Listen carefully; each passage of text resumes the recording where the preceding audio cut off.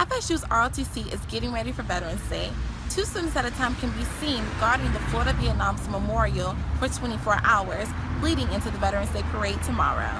A judge granted the Tallahassee Police Department's request to confiscate the firearms of a man with a background of psychological mental health issues.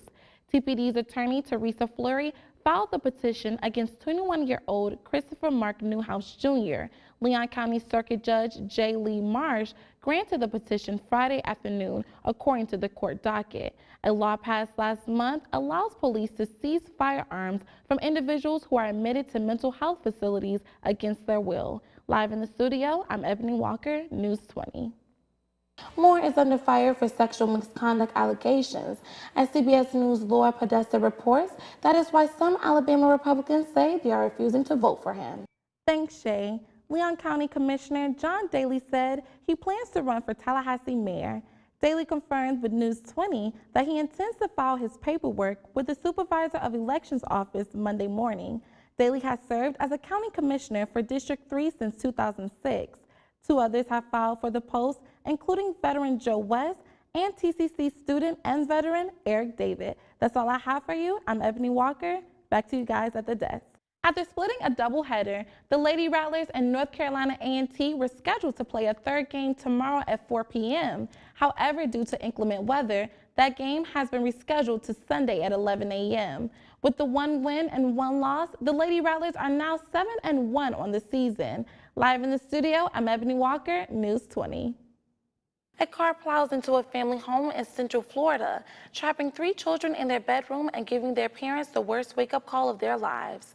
Fox's Melissa Howell has that story from Cocoa, Florida. Today, parents and students from Parkland held a rally at the Florida Capitol. With hundreds of supporters surrounding them, students read speeches and poems to the audience, demanding a change on gun laws. We are not numbers on a page destined to be statistics. We are people, and we are the change. We are the change. Many students in the Tallahassee area were excused from classes today to attend the rally. However, students weren't the only ones in the crowd. Shelley Godfrey says she drove 3 days from California to be here today, and it was well worth it. The thing that the students are coming out so strong themselves, and they themselves are the target of choice now, it seems to be, and who better should have their voice heard and supported than the students themselves. After the passing of 3 teachers and 14 students, pressure is being put on government officials and the NRA.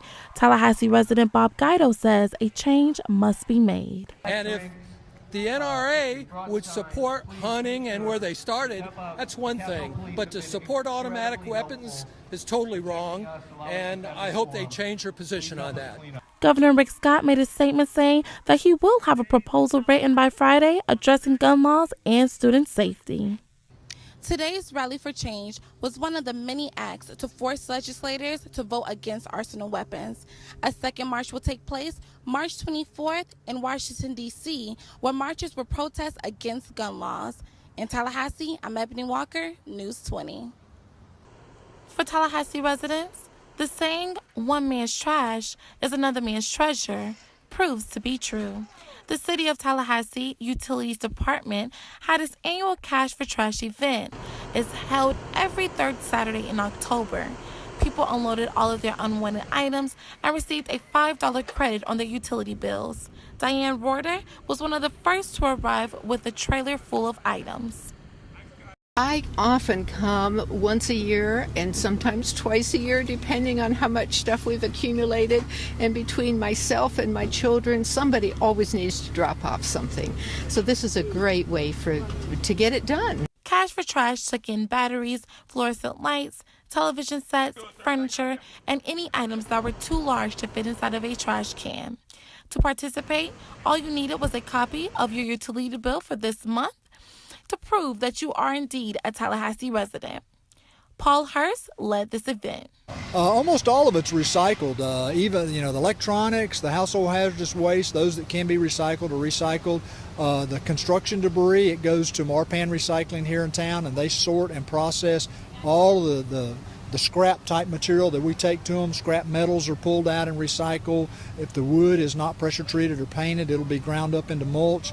So the overwhelming majority of this material, tires, batteries, all that gets recycled.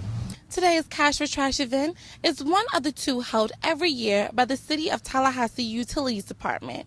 It's the perfect time to do a little spring cleaning in the fall for Tallahassee residents. In Tallahassee, I'm Ebony Walker, News 20.